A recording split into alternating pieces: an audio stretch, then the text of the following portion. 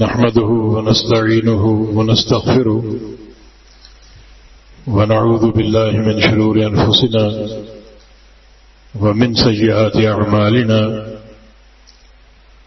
من يهده الله فلا مضل له ومن يضلله فلا هادي له وأشهد أن لا إله إلا الله وحده لا شريك له وأشهد أن محمدا عبده ورسوله يا أيها الذين آمنوا اتقوا الله حق تقاته ولا تموتن إلا وأنتم مسلمون يا أيها الناس اتقوا ربكم الذي خلقكم من نفس واحدة وخلق منها زوجها وبث منهما رجالا كثيرا ونساء واتقوا الله الذي تساءلون به والأرحام إن الله كان عليكم رقيبا يا أيها الذين آمنوا اتقوا الله وقولوا قولا سديدا يصلح لكم أعمالكم ويغفر لكم ذنوبكم ومن يطع الله ورسوله فقد فاز فوزا عظيما أما بعد فإن خير الحديث كتاب الله وخير الهدي هدي محمد صلى الله تعالى عليه وسلم وشر الأمور محدثاتها وكل محدثة بدعة وكل بدعة ضلالة وكل ضلالة في النار من يطع الله ورسوله فقد رشد واهتدى ومن يعص الله ورسوله فقد ضل وغوى اللهم صل على محمد وعلى آل محمد كما صليت على إبراهيم وعلى آل إبراهيم إنك حميد مجيد اللهم بارك على محمد وعلى آل محمد كما باركت على إبراهيم وعلى آل إبراهيم إنك حميد مجيد سبحانك لا علم لنا إلا ما علمتنا إنك أنت العليم الحكيم رب اشرح لي صدري ويسر لي أمري واحلل عقدة من لساني يفقه قولي أعوذ بالله من الشيطان الرجيم من همزه ونفخه ونفسه بسم الله الرحمن الرحيم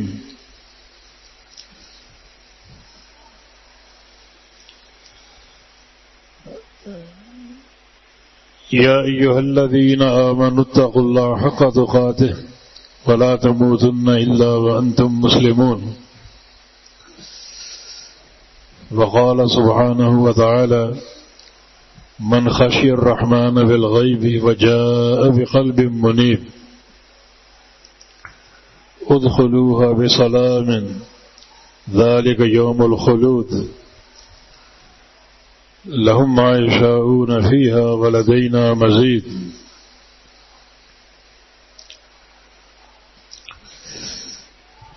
یہ بابرکت دن گزر رہے ہیں. کل کا دن آخری دن ہے. یہ ایام تشریق کہلاتے ہیں. ان دنوں کی زینت قربانی کرنا اور تکبیرات کہنا.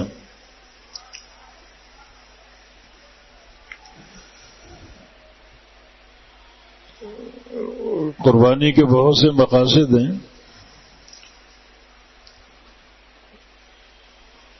اور سب سے اہم مقصد جو قرآن نے بیان کیا لن ينال الله لحومها ولا دماؤها ولكن يناله التقوى منكم. یہ بات یاد رکھو، اللہ تعالیٰ کو تمہاری قربانی کا خون یا گوشت نہیں پہنچتا، بلکہ تمہارے دلوں کا تقوی پہنچتا ہے،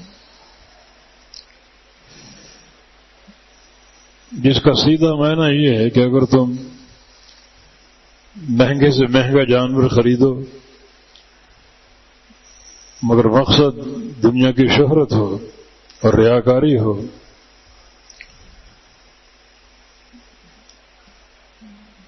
تو اس کے لیے کوئی قبولیت نہیں ہے، وہ محض بیکار ہے۔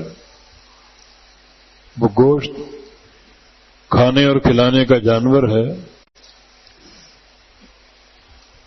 اللہ اس کو قبول نہیں کرے گا۔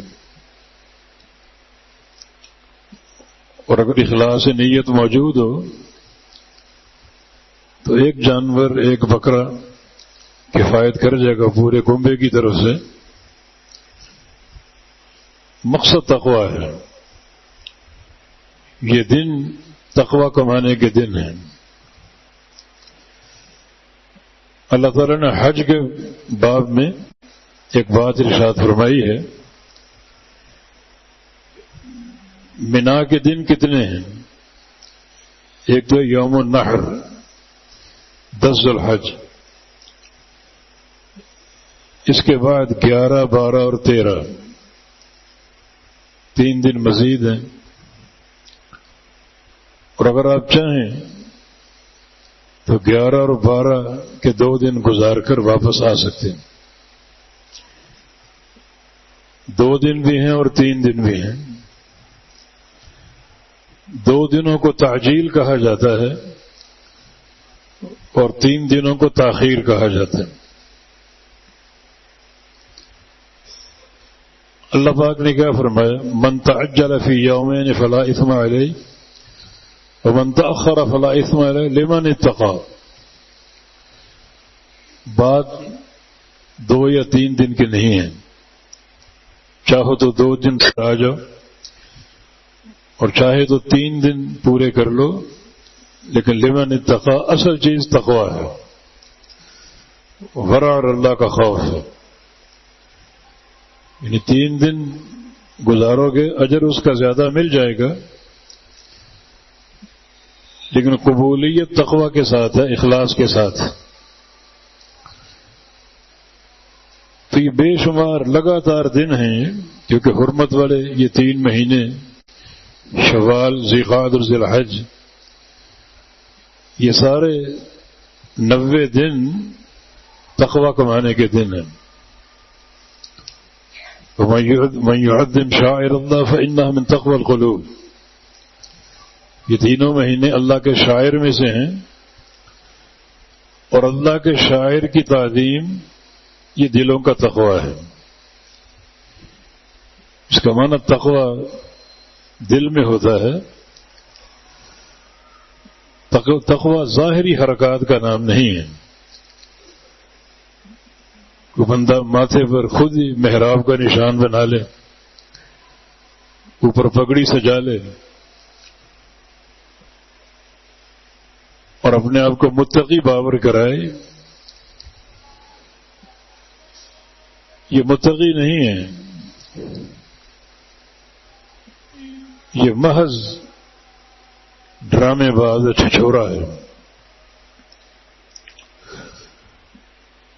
تقوی ظاہری حرکات کا نام نہیں، گردن اٹھانا یا نیچے کرنا، یہ تقوی نہیں ہے۔ تقوی اللہ تعالیٰ کے اس خوف کا نام ہے جو انسان کے دل میں ہو، اور دل جو ہے یہ رئیس الاعضاء ہے، یہ سارے اعضاء کو آرڈر جاری کرتا ہے۔ دل میں اگر تقوی ہے تو اس کا ہر پیغام تقوی پر ہوگا، نیکی کا ہوگا، اور اگر دل میں فسق و فجور ہے تو اس کا ہر کام فسق و فجور پر ہوگا۔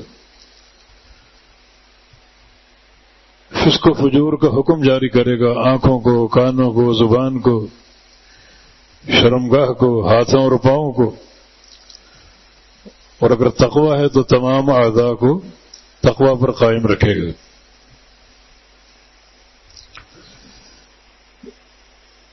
تو ان دونوں خاص طور پہ اخلاص اور تقوی کی حفاظت کی ضرورت ہے۔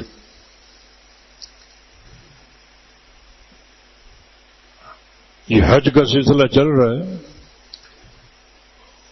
اور بڑی شد و مد سے ہر مرحلے کی تصویریں بنوا کر میڈیا پر ڈالی جا رہی ہیں. اس میں بعض مولوی حضرات بھی ملوث ہیں. یہ تقویٰ کے منافی ہیں. جانوروں کو خریدنا، تشہیر کرنا، یہ نیت کرنا کہ دنیا آ کر دیکھے، واہ واہ کرے، اور اس کی تصویریں بنے، میڈیا پر آئے، ٹی وی پر آئے، یہ اجر کا ضیاع ہے. یہ تقویٰ نہیں ہے. نبی علیہ السلام کی حدیث ہے کہ ان اللہ یحب عبدہ التقی الخفی. اللہ تعالیٰ اس بندے سے محبت کرتا ہے جس میں یہ تین اوصاف ہوں: التقی الخفی الغنی. متقی پرہیزگار ہو، خشیت کی دولت سے مالا مال ہو، اور الخفیہ اس کو چھپ کر رہنا پسند ہو، مخفی، لوگوں سے چھپ کر، بالکل اپنے آپ کو نمایاں کرنے کا شوق نہ ہو، ریاکاری کی نیت نہ ہو، بلکہ یہ چاہے کہ اس کا ہر کام، ہر عمل چھپا رہے، صرف اللہ دیکھے. یہ خفی ہے. الغنی بے پرواہ ہو. بے پرواہ سے مراد ہے کہ اسے دنیا داروں کی پرواہ نہ ہو، ان کے طواف کرنا، ان کی دکانوں کے چکر لگانا، یہ اس میں خصلت نہ ہو.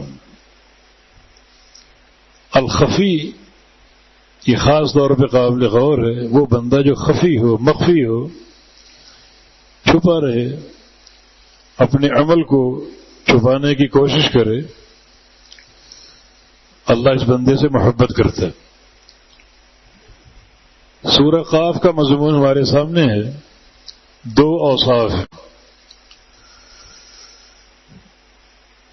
من خشی الرحمن بالغیب وجاء بقلب منیب.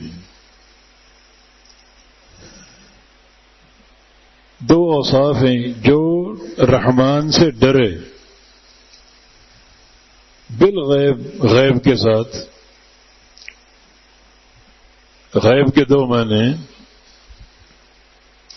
ایک معنی چھپ کر، لوگوں سے غائب ہو کر. کچھ لوگ مجلس میں بیٹھے ہوتے ہیں، اس طرح استغفار کرتے ہیں بلند آواز سے، اپنے تقویٰ کا بھرم جھاڑتے ہیں. استغفار معاملہ لوگوں کا نہیں کہ ان کو آپ سناتے پھریں. استغفار ایک عمل جو اللہ تعالیٰ اور بندے کے درمیان. اللہ نے کب کہا ہے کہ تم مجھ سے توبہ کرو دنیا کے سامنے؟ وہ کہتا چھپ کر توبہ کرو. یہ دنیا داروں کا وتیرہ ہے. کوئی گناہ اگر کر لے آپ کا تو سب کے سامنے آ کر معافی مانگو، میرے پاؤں پکڑ کے معافی مانگو. اللہ کا یہ قانون نہیں. اللہ کا قانون یہ کہ بندے رات کو اٹھیں چھپ کر اور مجھ سے راز و نیاز کریں، توبہ اور استغفار کر لیں. کچھ لوگ اس طرح بار بار یا اللہ معاف کر دے، یا اللہ معاف کر دے. بھائی اس نعرے کا فائدہ کیا ہے؟ صرف اپنے تقوی اور خشیت کا بھرم جھاڑتے ہو. یہ سری معاملہ، اور قرآن اسی کی تعریف کر رہا ہے. من خشی الرحمن بالغیب، جو ڈر جائے رحمان سے غیب کے ساتھ. یعنی غیب کا ایک معنی بالکل اکیلے، تنہا، چھپ کر، دنیا کے سامنے نہیں.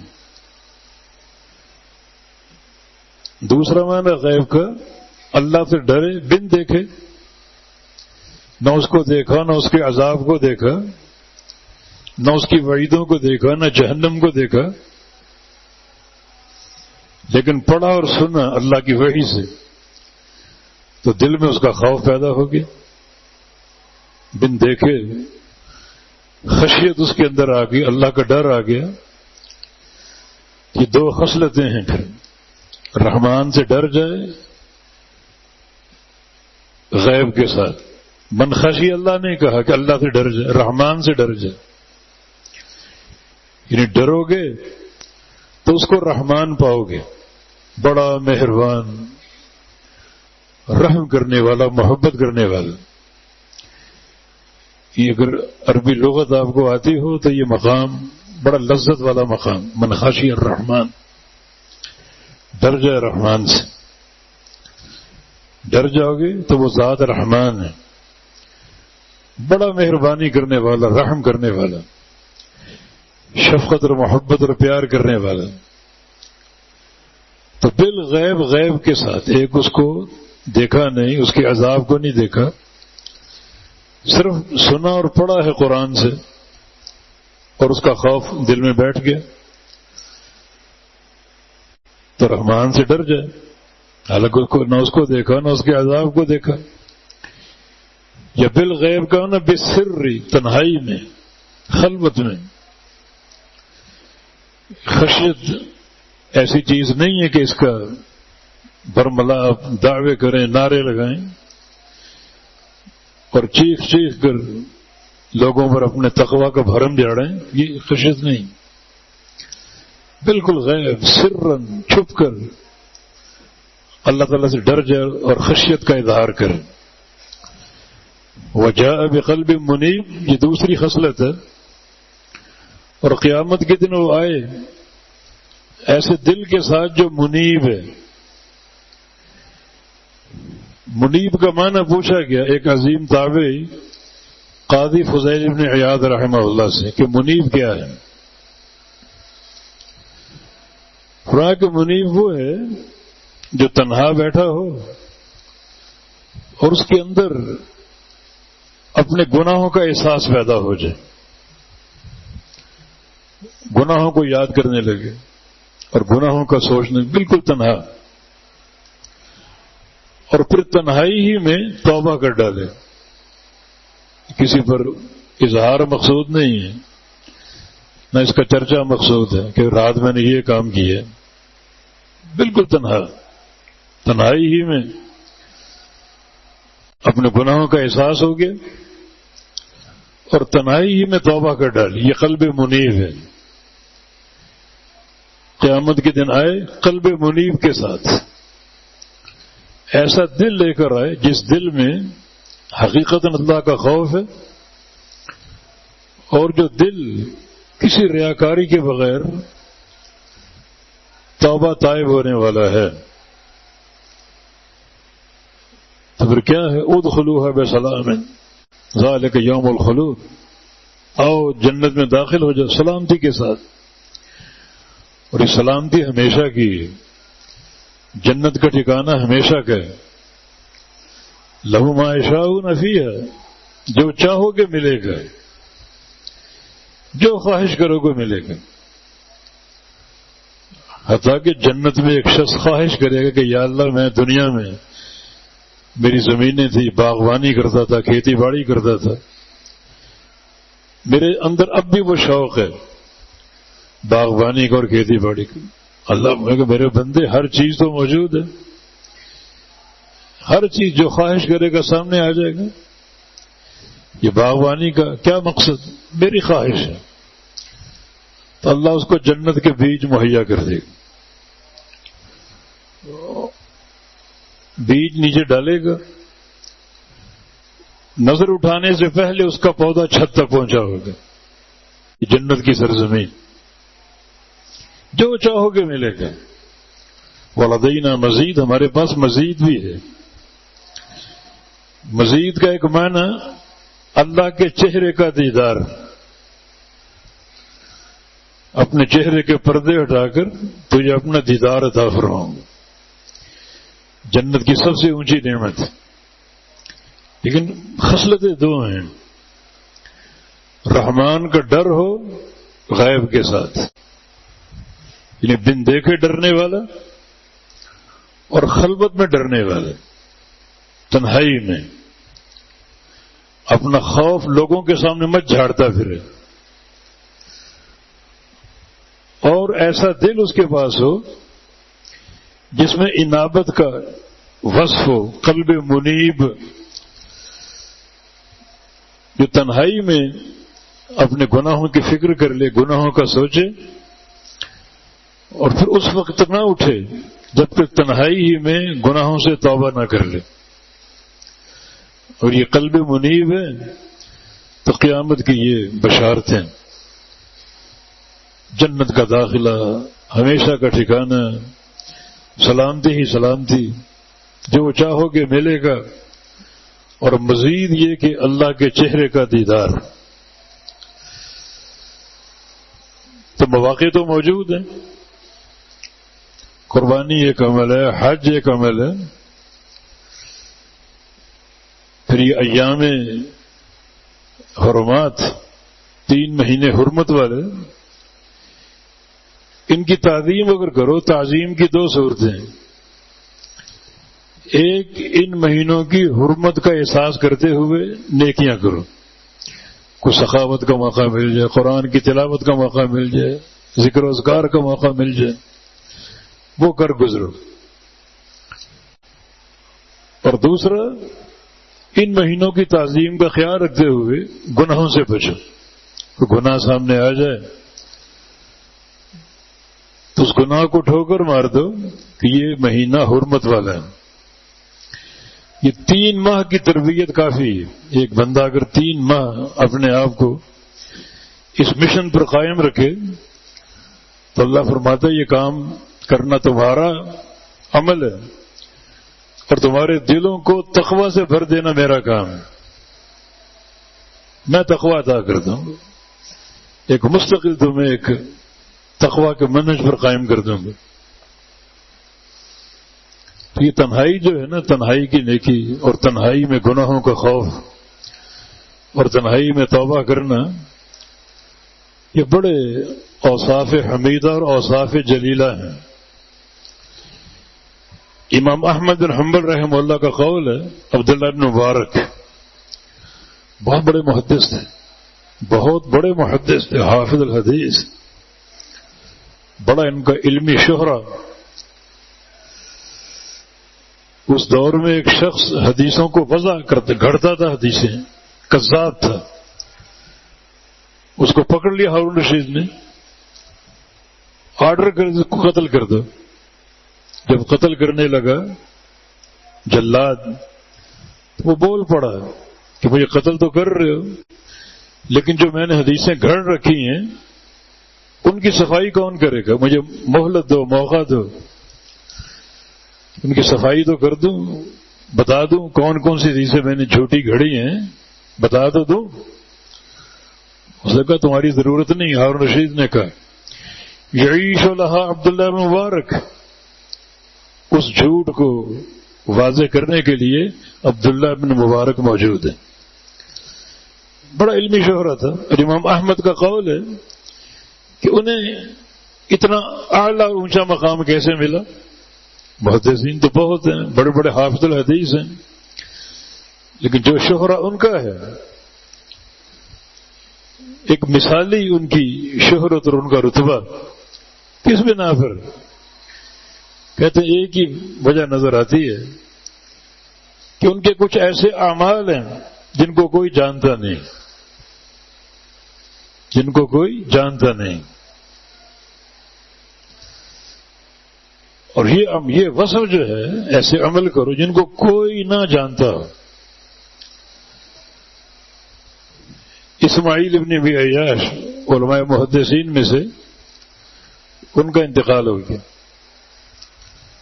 جب سکرات الموت آ رہی تھی تو بیٹی ان کے سہانے بیٹھی رو رہی، کہا بیٹی کیوں رو رہی ہو؟ یہ جو میرے گھر کا کونا ہے، اس کونے میں بیٹھ کر میں نے 18,000 قرآن ختم کیے ہیں۔ تیرا باپ بڑی بڑی نیکیاں لے کر جا رہا ہے، اس کونے میں نے 18,000 قرآن ختم کیے۔ بیٹی کو معلوم نہیں، حالانکہ گھر کی فرد ہے۔ آج اس عمل کا انکشاف کیا محدثین ریاکار نہیں تھے، صرف اس لیے بتایا کہ لوگ اس کو ایک نمونہ سمجھیں. اب میں یہ قصہ پڑھ کر یقیناً کوشش کروں گا کہ میں بھی گھر کے کسی کونے پر بیٹھ کر روزانہ تلاوت قرآن کروں.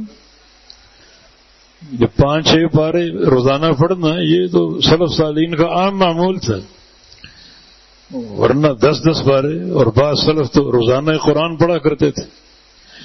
18,000 قرآن میں نے ختم کی اس کونے میں بیٹھ کر. تو رونا اس پر ہوتا ہے جو قلاش ہو نیکیوں سے، خالی ہاتھ جائے، گناہوں کے بوجھ لے کر جائے. آج رب تعالیٰ کی رحمت کی امیدیں میرے سامنے کھلی پڑی ہیں. نبی علیہ السلام کی حدیث اللہ فرماتا ہے انا عند ظن عبدی بھی، میں اپنے بندے کے اپنے بارے میں گمان کے ساتھ ہوں. جیسا گمان لے کر آؤ گے ویسا برتاؤ کر دوں گا. اللہ نے توفیق دے دی اچھے گمان کی کہ تیرا باپ یہ نیکی لے کر جا رہا ہے. یہ نیکی بالکل خفیہ تھی، کوئی نہیں جانتا تھا کہ رات کی تنہائی میں اس کونے میں کیا ہو رہا ہے، قرآن کی تلاوت ہو رہی ہے. تو یہ سلف صالحین کا وتیرہ، خلوت میں اللہ کا ڈر اور خلوت میں نیکی انجام دینا اور خلوت میں رحمان کا خوف، یہ کامیابی کی اساس ہے. یہ کامیابی کی اساس ہے. یہ کتاب ہے شعب الایمان امام بحقی رحمہ اللہ کی. اس میں قصہ ہے جیش العسرہ کے بارے میں. جیش العسرہ یہ جنگ تبوک کا سفر ہے. نبی علیہ السلام کا آخری غزوہ، آخری جنگ آپ کی، جب آپ 62 سال کے تھے. یہ تنگی کا لشکر ہے. اس کی تنگی کے کئی اسباب ہیں.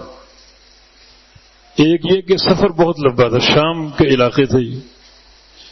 مدینہ اور دمشق کے درمیان یہ تبوک کا مقام موجود ہے، تقریباً شام کے علاقے. یہ تبوک شام کو چھو رہا ہے، لمبا سفر. دوسرا راستہ، کہیں جنگلات آ رہے ہیں، کہیں پہاڑوں کی چوٹیاں عبور کرنی پڑ رہی ہیں، اور شدت کی گرمی. یہ جنگلات جہنم کا روپ پیش کر رہے تھے، اتنی گرمی. تیسرا سواریاں نہیں تھیں، پیدل جانا پڑتا. سواری ملتی تو سوار ہوتے، سواری نہیں تھی، زاد راہ کم تھا. اور چوتھا اس لیے بھی جانا مشکل تھا کہ مدینے کے باغات پکنے والے تھے. اب آپ نے محنت کی ہو کھجوروں پر اور اپنے پھلوں پر، اور کٹائی کا وقت آ جائے کہ 2-4 ہفتے میں کٹائی ہو جائے گی، اور سب چھوڑ کے جانا پڑے آپ کو، یہ بڑا ایک مشکل کام. تو ان سارے اسباب کی بنا پر جیش العسرہ ہے. نبی علیہ السلام نے ارشاد فرمایا کہ من جہد جیش العسرہ فلہ الجنہ، جو بندہ اس لشکر کو، اس تنگی کے لشکر کو تیار کر دے، اس کے لیے جنت کی ضمانت ہے. جنت کی اس کو میں ضمانت دے، جنت کا وعدہ کرتا ہوں. اب ضمانت ہو جنت کی اور ہو بھی نبی علیہ السلام کی زبان سے، تو صحابہ کو کہاں قرار آتا. اب سب لگے مسابقت میں بڑھ چڑھ کر جیش اسرا کی تیاری میں. عمر بن خطاب آئے اپنا آدھا مال لے کے. گھر میں کیا چھوڑا؟ آدھا مال چھوڑا، باقی لے آیا ہوں. ابو بکر صدیق آ کر پورا مال لے کر. تم نے گھر میں کیا چھوڑا؟ اللہ اور اس کے رسول کی محبت چھوڑا، باقی سب کچھ لے آئے. عبدالرحمن عوف بھی اپنے گھر کا آدھا مال لے آئے. اپنی استطاعت کے بقدر جو ہے وہ جیش اسرا کی تیاری میں مدد کر رہے ہیں. ہر صحابہ اپنا کردار انجام دے رہے ہیں اور کوشش کر رہے ہیں. ایک ابو عقیل نامی صحابی، اس کے پاس دینے کے لیے کچھ نہیں تھا. کچھ درخت تھے اس کے، مگر ابھی تک درخت کی کھجوریں انہیں توڑے جانے کے قابل نہیں تھیں کہ ان کو کھایا جائے. رات بھر ایک ایک کھجور کو ٹٹولا، جو تھوڑی نرم محسوس کو توڑتے گئے. نصف سا کھجوریں رومال میں لپیٹ کر لے، یہ تقریباً کلو سوا کلو کھجور نبی علیہ السلام کے سامنے پیش کر دی. جب منافقین سب دیکھ رہے تھے، جو صحابی بمشکل سامان اٹھا کر لے جا رہے ہیں تو کہتے ریاکار جا رہے. اس کو دیکھا 1 کلو کھجوریں لے کر جا رہے ہیں تو کہتے اللہ کو تیری 1 کلو کھجوروں کی کیا ضرورت ہے. جملے کثرے فقرے کثرے لیکن کوئی پرواہ نہیں. اور نبی علیہ السلام کو اتنا پسند ہے اس کا صدقہ، فرمایا کہ جو ڈھیر لگا ہوا مال کا یہ کھجوروں اس پر بکھیر دو، بڑا پسند ہے مجھے اس کا صدقہ. ہی 1-1.5 کلو کھجوریں وہ ساری بکھیر دو اس سامان پر. ایک صحابی عتبہ بن زید رضی اللہ عنہ انصاری صحابی تھے، ان کے پاس کچھ بھی نہیں تھا لیکن ایک تڑپ تھی کہ میں کچھ نہ کچھ پیش کروں. رات تنہائی میں اللہ تعالیٰ سے باتیں کرنے کہ یا اللہ، نبی علیہ السلام کا فرمان ہے کہ جو جیش اسرا کو تیار کرے، مدد کرے، اس کے لیے جنت ہے. میرے پاس تو کچھ نہیں، میں کیا پیش کروں،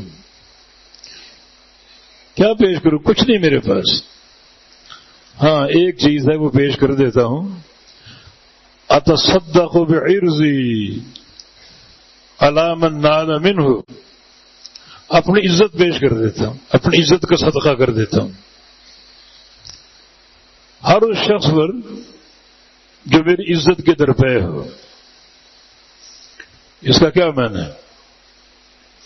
اس کا معنی یہ کہ کوئی میری غیبت کرے، یہ عزت سے کھیلنا ہے نا. کوئی مجھ پر بہتان ترازی کرے، یہ بھی عزت سے کھیلنا ہے نا. کوئی میرا مال اٹھانے کی کوشش کرے، یہ بھی عزت سے کھیلنا ہے نا. تو کوئی مسلمان میرے بارے میں کوئی کام کرے، چغلی کرے، بہتان لگائے، غیبت کرے، میں یہ سب کچھ اس پر صدقہ کر دیتا ہوں. یہ میں پیش کر سکتا ہوں، اپنی عزت کو صدقہ کر دوں ہر اس شخص پر جو میری عزت کے درپے ہو. کیونکہ قیامت کے دن پکڑ ہوگی نا. کسی کی غیبت کرو گے اللہ تعالیٰ کھڑا کر لے گا، دونوں بندوں کو جمع کرے گا، ظالم اور مظلوم کو. کسی کا مال چھینو گے قنطرہ پر کھڑا کر دے، حساب ہوگا. کسی پر الزام تراشی کرو گے، کسی کے حق میں جھوٹی گواہی دو گے، اللہ تعالیٰ قنطرہ پر کھڑا کر دے گا، چھوڑے گا نہیں. تو میں آج ہی صدقہ کر دیتا ہوں، یعنی قنطرہ پر کھڑا کرنے کی نوبت نہ آئے، آج ہی معاف کر دیتا ہوں. یہ ایک صدقہ میں کر سکتا ہوں کہ جو بندے میری عزت سے کھیلے اس پر صدقہ ہے، اس کی کوئی پکڑ نہ ہو، قنطرہ پر اس کو اور مجھ کو کھڑا نہ کیا جائے. میں آج اس کو معاف کر دیتا ہوں. مجھے اللہ تعالیٰ سے باتیں کر رہے. دن چڑھا، نبی علیہ السلام نے اپنے منادی کو بھیجا ایک شخص کو کہ ندا کرو لشکر میں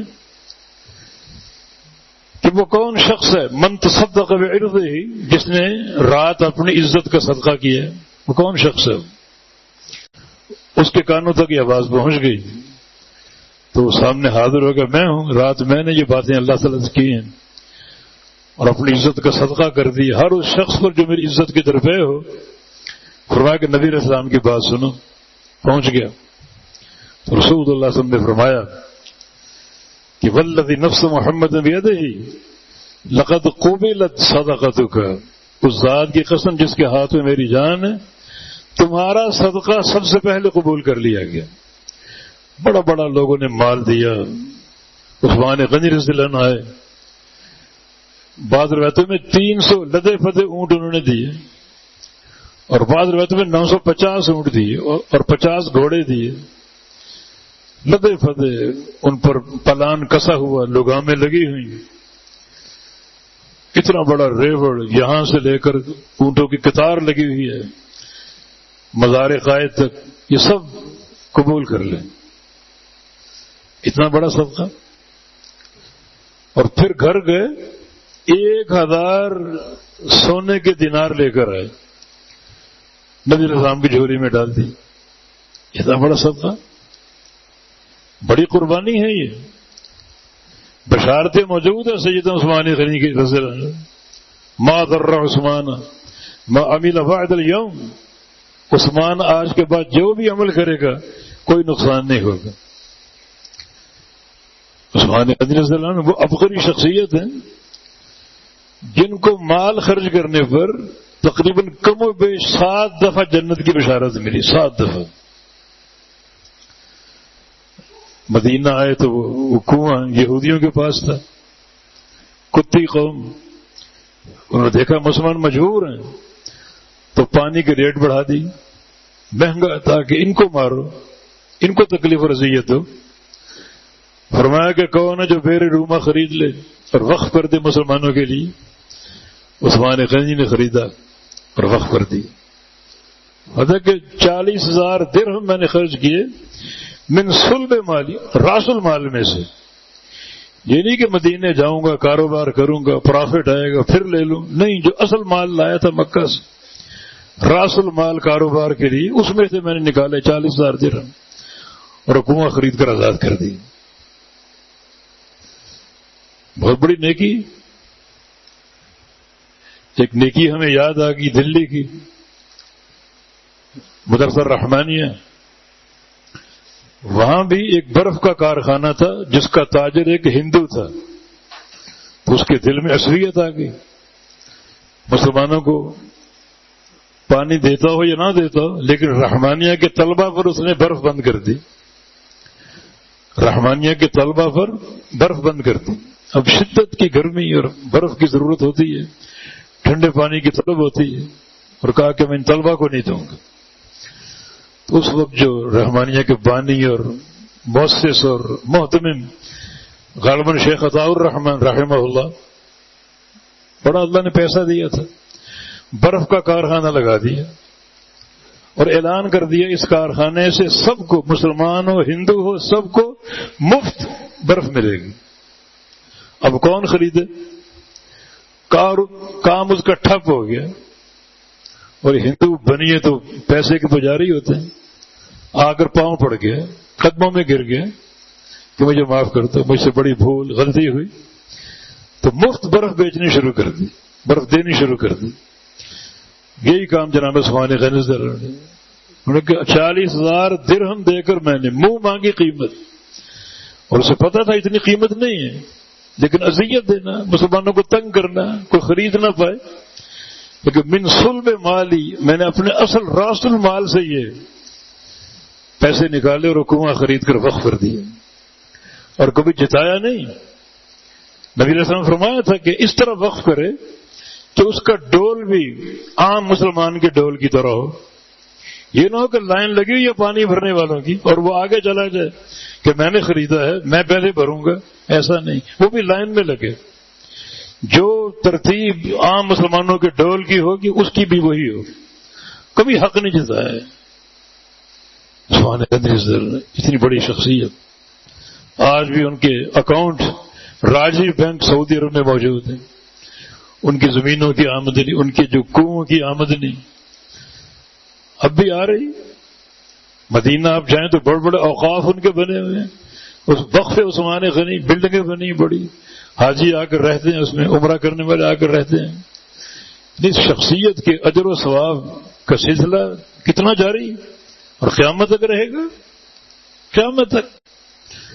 عثمان غنی بھی اس موقع پر موجود ہیں، 1000 سونے کے درہم پیش کر دیے، 1000 کے قریب سواریاں پیش کر دی، لیکن یہ شخص جس نے اپنی عزت کا صدقہ دیا، فرمایا قسم ہے اس ذات کی جس کے ہاتھ میں میری جان ہے، تیرا صدقہ اللہ نے سب سے پہلے قبول کر لی۔ اور ایک حدیث میں ان اللہ کتب اسمک، اللہ نے تیرا نام اور تیرا صدقہ لکھ لیا اپنے پاس۔ یہ کیا، یہ تنہائی کی باتیں ہیں، خلوت کی، یہ نہیں کہ اعلان کرتا پھر رہا ہے، نہیں، اپنے گھر کی تنہائی میں اندھیرے میں، یہ خلوت کی باتیں ہیں۔ اور جو عمل اللہ کی رضا کے لیے ہو، اللہ اس عمل کی پذیرائی کرتا ہے، اور بعض اوقات خبر دیتا ہے اپنے بندوں کو، یہ فلاں شخص کا کردار، اس کو مثال بناؤ۔ تو خلوت ہمارے لیے ایک بڑی باغنیمت چیز ہے۔ پنجاب میں ایک عالم دین تھے مولانا یوسف راجو والوی، رحمہ اللہ، بہت ہی نیک بزرگ. اور میں جب کبھی لاہور جاتا ان سے ملنے جاتا 2-2.5 گھنٹے کا سفر کر کے صرف ان کی زیارت کے لیے، ان سے دعا لینے کے لیے. اور جب میں رخصت ہو کر آتا تو ایک جملہ ان کی زبان پر ہوتا کہ عبداللہ مجھے اندھیرے اور تنہائی کی دعا میں یاد رکھنا، اندھیروں اور تنہائیوں کی دعا مجھے یاد رکھنا. اندھیرا رات کا اندھیرا، تنہائی رات کی خلوت، رات کی تنہائی. ایک اور عالم دین مولانا عبدالرشید مجاہد آبادی لاہور میں ہوتے ہیں، رحمہ حافظ اللہ، زندہ ہے، بزرگ ہے بہت. ان کی نصیحت کیا ہوتی تھی؟ اپنی تنہائی کو پاکیزہ رکھو. سوچو، اس پر غور کرو، اپنی تنہائی کو پاکیزہ رکھو. پہلے گناہ کے اسباب نہیں تھے جو آج گناہ کے اسباب ہر جیب میں موجود ہیں، موبائل کی صورت میں. بندہ تنہا، کمرے میں تنہا، کیا کچھ ہو رہا ہے. تنہائی پاکیزہ نہیں، اپنی تنہائی کو پاکیزہ رکھو. امیر عمر بن خطاب رضی اللہ عنہ، ان کے دور کا ایک واقعہ، رات کو گشت کیا کرتے تھے، نیند نہیں آتی تھی. امت کا کرب اور ایک بوجھ ان کا سر پہ سوار رہتا تھا. راتوں کو اٹھ اٹھ کر دعائیں کرنا. کچھ جہادی قافلہ ترتیب دے کر بھیجتے تو بولتے میں نے قافلہ ترتیب دے دی ہے، اب عمر کو مہلت دو رات کو اللہ سے دعا کرنے کی، اگلے دن روانہ کریں گے. رات بھر دعا کرتے اور پھر صبح اٹھ کر قافلے کو روانہ کرتے. اور بعض اوقات فرماتے کہ عمر نے رات دعائیں کی ہیں لیکن ابھی دل مطمئن نہیں ہوا، ایک رات اور مجھے دے دو دعا کرنے کے لیے. مزید دعا کرتے، پھر قافلے کو روانہ کرتے. یہ جو مسلمانوں کا امیر ہوتا، امیر المومنین ہوتا. مجھے پاکستان کے ایک وزیر اعظم کا یاد ہے، حلف اٹھایا وزارت کا اور چند دنوں بعد ایک خاتون اسے انٹرویو لے رہی، خاتون بے پرد خاتون انٹرویو لے رہی. پھر تم نے اس کو آنے کیوں دیا؟ بے پرد خاتون. اور سوال اس کا کیا ہے؟ آپ کو موسیقی پسند ہے؟ یہ سوال کس سے ہو رہا ہے؟ امت مسلمہ کے حاکم سے. موسیقی پسند ہے آپ کو؟ اور فخر سے کہہ رہے کہ ہاں مجھے پسند ہے، کہ میں خشک انسان نہیں. فلمیں دیکھتا ہوں، کون سا ایکٹر پسند ہے آپ کو؟ فلاں. اور کون سی ایکٹریس پسند ہے؟ فلاں. ایکٹر ہندوستان کے نام لے رہے. لانا تو ایسے حکام تھا. اور ایک طرف امیر المومنین کا کردار، رات کو نیند نہیں آ رہی، حالانکہ آدھی دنیا کا فاتح ہے، آدھی دنیا کا فاتح ہے. ریت کے حوال دیکھنے کے لیے گشت کر رہے ہیں رات کو. ایک مکان کے پاس سے گزرے، ایک خاتون کی آواز آ رہی، اشعار پڑھ رہی. فطابل هذا الليل واسود جانبه وأرقني أن لا خليل ألاعب فوالله لو ظل تخشى عواقبه لحرك من هذا السرير جوانب مخافة ربي والحياء يصدني وإكرام بعلي أن تنال مراتب. یہ شعر اس کی زبان پر. آج کی رات بڑی لمبی ہے اور بڑی دراز ہے اور بڑی تاریک ہے. رات تاریک بھی ہے، سرد بھی ہے اور طویل بھی ہے. وہ ارخنی، مجھے نیند نہیں آ رہی، مجھے نیند نہیں آ رہی. اللہ خلیل الاعب، میرا شوہر میرے پاس نہیں، شوہر کی یاد میں بے قرار ہوں، میرے پاس نہیں، مجھے نیند نہیں آ رہی، کیسے سوؤں؟ رات بہت لمبی ہے، ٹھنڈی ہے، تاریک ہے. فواللہ لو اللہ تخشى عواقبہ، اللہ کی قسم اگر اللہ کی سزاؤں کا ڈر نہ ہوتا، اللہ کے عذاب کا ڈر نہ ہوتا، اس کی وعیدوں کا ڈر نہ ہوتا، اس کی ناراضگی کا ڈر نہ ہوتا، لحرک من ھذا السریر جوانبہ، تو میری چارپائی کے پائے حرکت کر رہے ہوتے. سمجھ نہیں اس کا کیا معنی؟ کسی کو دعوت دے دیتی اس تنہائی میں، کس کو کیا پتا، تو اس چارپائی کے پائے حرکت کر رہے ہوتے. لیکن مخافت ربی والحیاء یصدنی، میرے رب کا خوف ہے اور میری حیا ہے، یہ دو چیزیں رکاوٹ، رب کا خوف اور میری حیا۔ وَإِكْرَامُ بَعْلِي أَن تُنَالَ مَرَاتِبُهُ، اور شوہر کا اکرام، کہ جو مقام شوہر کا ہے اس پر کوئی بندہ فائز نہیں ہو سکتا، وہ شوہر کا مقام۔ امیر عمر رات گھر چلے گئے لیکن رات بھر سوئے نہیں، اس عورت کا کیا قصہ، کیا معاملہ اس کا؟ صبح اس کو بلا لی، پتہ چلا کہ اس کا شوہر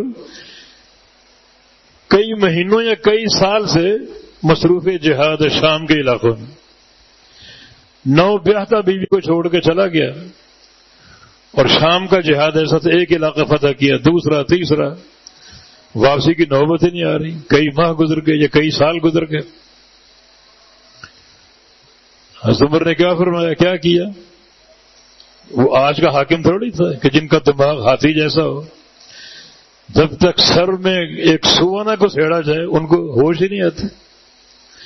فوراً برید بھیجی۔ برید کیا ہوتا ہے؟ گھوڑے پر اپنا ایک نمائندہ بھیجا، برید یعنی چند جو ہے وہ لمحہ، چند جو ہے وہ میلوں کے بعد ایک نیا مرکز آئے گا، وہاں تازہ دم گھوڑے کھڑے ہوں گے، یہ وہاں باندھنا اور تازہ دم گھوڑے لے کے روانہ ہو جانا، یہ برید ہے۔ چند کوس کے فاصلے پر، پھر چند کوس کے فاصلے پر، اور رکنا نہیں ہے، سیدھا شام جاؤ اور اس کے شوہر کو لے کر آؤ۔ اس پر اکتفا نہیں کیا بلکہ سوچ رہے میں کیا قانون بناؤں، آرڈیننس کیا جاری کروں۔ اپنی بیٹی حفصہ کے پاس امیر ام المومنین اور کہا کہ بیٹی میں تم سے بات پوچھنے آیا ہوں، یہ بات کوئی باپ اپنی بیٹی سے نہیں کرتا، لیکن امت کی مصلحت کی خاطر، امت اور رعایا کی مصلحت کی خاطر تم سے پوچھ رہا ہوں کہ ایک شادی شدہ خاتون کتنا عرصہ آسانی سے اپنے شوہر کی جدائی برداشت کر سکتی، شوہر کے بغیر آسانی سے رہ سکتی، کتنا عرصہ؟ عرض کیا کہ 4 سے 6 ماہ۔ تو قانون بنا دیا کہ آئندہ جو مجاہد جائے گا جہاد کے لیے اس کو 6 ماہ تک واپس آنا پڑے گا، 6 ماہ تک۔ اس پورے قصے میں ہمارا استدلال کس چیز سے؟ اس عورت کا تقویٰ اور اس کی پاکیزہ تنہائی۔ شوہر چھوڑ گیا تو 9 بیاہتا بیوی کو، ظاہر ہے کہ سرد راتیں ہوں، تاریک ہوں، ٹھنڈی ہوں تو بے قراری تو ہوتی۔ اللہ کا خوف نہ ہوتا تو اس چارپائی کے پائے حرکت کر رہے ہوتے، لیکن رب کا خوف اور میری حیا اور شوہر کا اکرام، یہ 3 رکاوٹیں ہیں کہ جس مقام پر شوہر فائز ہوتا ہے کوئی کائنات کا مرد اس پر فائز ہو ہی نہیں سکتا۔ چنانچہ قانون بن گیا، آرڈیننس جاری ہو گیا کہ 6 ماہ میں واپس آنا پڑے گا۔ یہ امیر المومنین عمر بن خطاب رضی اللہ عنہ۔ مقصد تنہائی، کتنی پاکیزہ تنہائی ہے۔ تو یہ ہے وجاء بقلب منیب، من خشی الرحمن بالغیب وجاء بقلب منیب۔ رحمان کا خوف ہو بالغیب، غیب کے بن دیکھے، نہ رحمان کو دیکھا، نہ اس کی وعیدوں کو دیکھا، نہ اس کی جہنم کو دیکھا، نہ اس کے عذاب کو دیکھا، نہ قبر کو دیکھا، لیکن اندر خوف بیٹھ چکا ہے، اندر خوف بھر چکا ہے۔ اور یا پھر بالغیب، خوف کا معنی بالکل تنہائی میں، تنہائی بالکل اس تنہائی میں خوف ہو اللہ تعالیٰ کا، چنانچہ ایسا خوف ہو جو نیک اعمال پر بندے کو راغب کرے اور گناہوں سے محفوظ رکھے، ایسا خوف پیدا ہو جائے اور قلب منیب آ جائے۔ قلب منیب کے بہت سے معنی ہیں، لیکن ایک معنی یہ جو قاضی فضیل بن عیاض نے بیان کیا وہ معنی یہ ہے کہ تنہا ہو بندہ اور گناہ یاد آ جائے، تنہائی میں، دنیا کے سامنے نہیں۔ یہ کام کو نعرے بازی کا نہیں، زندہ باد مرد آباد کا، یہ تنہائی کی کمائیاں ہیں، تنہائی کی باتیں ہیں، خلوت کی باتیں ہیں، بندہ اور اس کے رب کے درمیان تنہائی میں گناہ یاد کر لے اور پھر اس وقت تک نہ اٹھے جب تک ایک ایک گناہ سے توبہ نہ کرے. یہ قلب منیب ہے. تو اس قلب منیب پر کیا بشارتیں ہیں؟ قیامت کے دن ادخلوها بسلام، یہ جنت ہے، سلامتی سے داخل ہو جاؤ. ذالک یوم الخلود، یہ ہمیشہ کا دن ہے. یہ سلامتی بھی ہمیشہ کی، جنت کا ٹھکانہ بھی ہمیشہ کا. اور پھر لہم ما یشاءون فیہا، جو تم چاہو گے ملے گا، جو خواہش کرو گے وہ ملے گا. سامنے درختوں کے خوشے لٹک رہے ہیں، انگور کھانے کو دل آ گیا، اٹھ کے توڑنا نہیں، انگور خود آپ کے سامنے آ جائے گا، خود آپ کے سامنے آ جائے گا. لو کھا لو توڑ کے. انگور سامنے آ گیا، یار آم کھانے کو دل کر رہا ہے، وہ انگور آم بن جائے گا. وہ آم منہ سے لگایا، دل میں کیلے کا خیال آ گیا، وہ آم کیلا بن جائے گا. ما یشاءون، جو چاہو گے. کیوں؟ یہ ضیافت اللہ تعالیٰ کی، اللہ کے مہمان نوازی. یہ سب کچھ تمہیں ملے گا. وَلَدَيْنَا مزید، ہمارے پاس مزید بھی ہے. وہ مزید کیا ہے؟ مزید کا ایک معنی اللہ کے چہرے کا دیدار. لِلَّذِينَ أَحْسَنُوا الْحُسْنَى وَزِيَادَةٌ، جو عقیدہ توحید کو اپنا لیں ان کے لیے حسنہ ہے، جنت کا ایک نام ہے. وزیادہ، زیادہ اور مزید ایک ہی مادہ. اور کچھ زیادہ، وہ زیادہ کیا ہے؟ اللہ کے چہرے کا دیدار. یہ معنی خود رسول اللہ صلی اللہ علیہ وسلم نے کیا ہے. جو سب سے چوٹی کی نعمت ہے قیامت، سب سے قیمتی نعمت ہے، یہ سب حاصل ہوگا.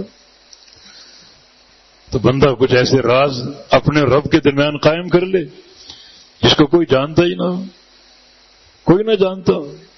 ہم نے ایک محدث کا واقعہ بار بار آپ کو بتایا. ان کے نامہ اعمال میں 30 سال کے روزے، نفلی روزے، اور بعض میں 40 سال کے روزے، جن کا علم ان کی بیوی کو نہیں تھا. بیوی سے بڑھ کر رازدان کون ہے؟ لیکن 40 سال کے روزے بیوی تک نہیں جانتی. بیوی تو صبح جب گھر سے نکلتے تو ایک ٹفن ہاتھ میں دے دیتی دوپہر کے کھانے کے لیے کہ شوہر نے صبح کا ناشتہ نہیں کیا. اسے کیا معلوم ناشتہ کیوں نہیں کیا؟ چلو دوپہر کا کھانا کھا لینا، کیا معلوم روزہ ہے. ٹفن لے لیتے، چل پڑتے. راستے میں پہلا فقیر کو مسکین ملتا اس پر صدقہ کر دیتے. روزہ بھی صدقہ بھی. 40 سال کا عمل ہے، بیوی تو کو معلوم نہیں. اس کو خبیہ بولتے ہیں. خبیہ ایک چھپی ہوئی چیز، ایسی چھپی ہوئی جس کو کوئی نہ جان، صرف اللہ جانتا. تو اب رات کو تنہا ہوتے ہیں، زبان میں آہستہ سے اللہ کا ذکر کر کے لا حول ولا قوت الا باللہ 100 دفعہ پڑھو. ایک مستقل عمل اپنا طے کر لو. اگر اور کوئی نہیں تو قرآن کی تلاوت کرو. کوئی نہ جانتا، کوئی نہ سنتا ہو. تو یہ خبایا جو ہیں، یہ خبیہ کی جمع، وہ مخفی عمل جن کو کوئی نہ جان، صرف اللہ جانتا ہو، یہ تیار کرو. اللہ بڑا خوش ہوگا، بڑا راضی ہوگا. تو اللہ تعالی ہمیں ان باتوں پر عمل کی توفیق دے، اور اللہ تعالی ہمیں منہج تقوی پر قائم رکھے، ہمارے ظاہر و باطن کو تقوی سے آراستہ کر دے، اور ہمیں توحید اور سنت کے زیور سے جو ہے وہ مزین فرما دے. یہی مدار نجات ہے. اقول قولی ھذا واستغفر اللہ لی ولکم، وآخر دعوانا الحمد للہ رب العالمین.